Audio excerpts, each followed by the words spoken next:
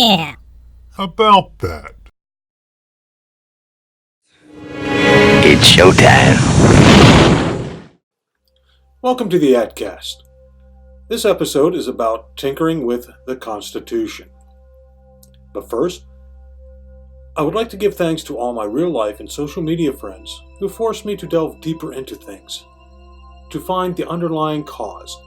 They forced me to determine why things are or are not. They forced me to think about things in a way to see what could be or what cannot be.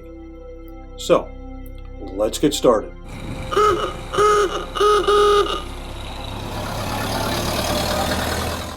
Democrats, this one is for you. Before continuing, you should go back and review Episode 4 on rights and Episode 5 on the separation of power and checks and balances, if you haven't already seen them. Throughout this series of episodes, I have been repeating a few things, and will do so again because they are very important. Our founding fathers wrote our founding documents in such a way as to ensure that everyone can understand them. The founding fathers said what they meant and meant what they said. You don't need a scholar to interpret them. However, you may want to have a dictionary from the time period handy.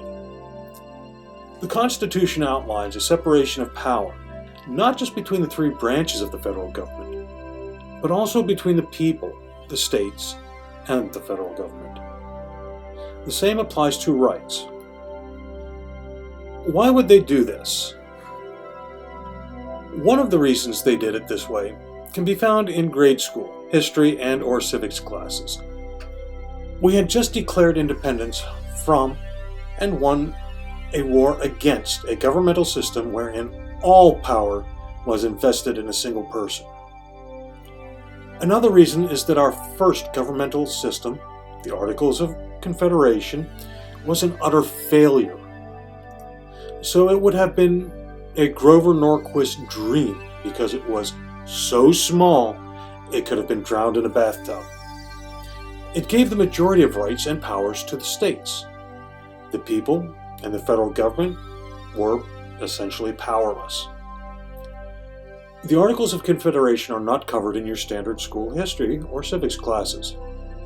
Refer back to episode 2 of the YATCast. A third reason is a pure democracy fails and falls into an authoritarian regime fairly quickly. The Greeks tried this millennia ago. Greece quickly devolved into mob rule that acted on whims instead of well-reasoned decisions. Yet another reason would be our founding fathers knew that there would be those with less than altruistic reasons wanting to try and ascend to power for the sake of having power. To avoid these problems, and others, they necessarily divided rights, powers, and responsibilities through an intricate yet easy to understand framework. To tinker with the structure without careful forethought and serious deliberation may weaken our government.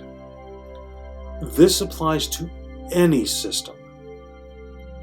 For example, the Senate was set to reflect the longer-term needs of the states, which were represented by 2 senators chosen by each of the states. Notice I said were and not are. In 1913, the 17th Amendment was ratified. The amendment made for direct election of senators by the people, taking away representation of the states.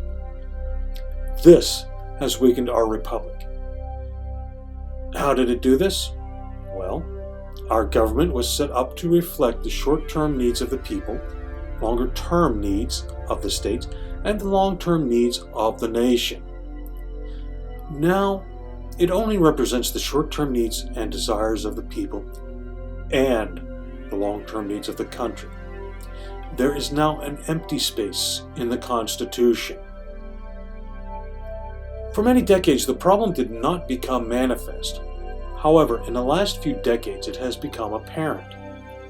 The void that the 17th Amendment created has now been filled by two political parties who basically now fight to control the Senate directly in lieu of the states without regard to the separation of power. They choose who you get to vote for, and not the states. This was a big step toward dismantling our republic. Now, there are those who are crying to end the Electoral College, placing the selection of the president into direct election. Democrats, I'm directing this at you. The Electoral College worked exactly as it was designed. Hillary lost because she did not do what she needed to do to win the Electoral College. They decry losing the Electoral College vote in 2016 and in 2000. They do not, however, go back further in time. Yes, Trump did not win the popular vote in 2016. Yes, W. Bush did not win it in 2000. However, Clinton did not win the popular vote in 1996 or 1992. Nixon did not win it in 1968. Kennedy did not win it in 1960. So, in the last 60 years, the winner of the general election did not win the popular vote in 6 out of the 16 general elections. It isn't that uncommon. However, I am not relitigating the 2016 election. I am just using it as an example.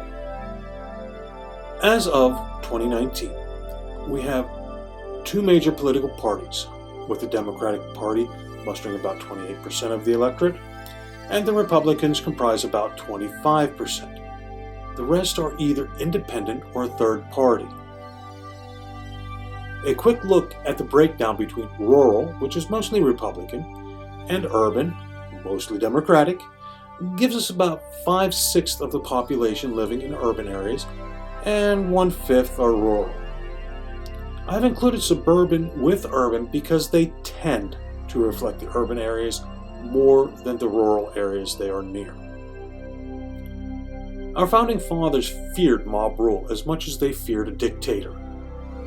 Eliminating the Electoral College would be another major step to undoing our republic. Why would that be? The House was set up to be responsive to the people. The Senate is now set up to be directly reflective of the people and not the states. If the presidency was to go that route, it would then be responsive to the people directly as well. The Republic is a Socratic dialogue by Plato. In it, Socrates explains exactly why a direct democracy is doomed to failure. To put it simply, a single, unscrupulous, charismatic, egoistic, selfish, unsacrificing person can easily gain control. Funny enough, that is also the basic reason many of our founding fathers offered for being against political parties.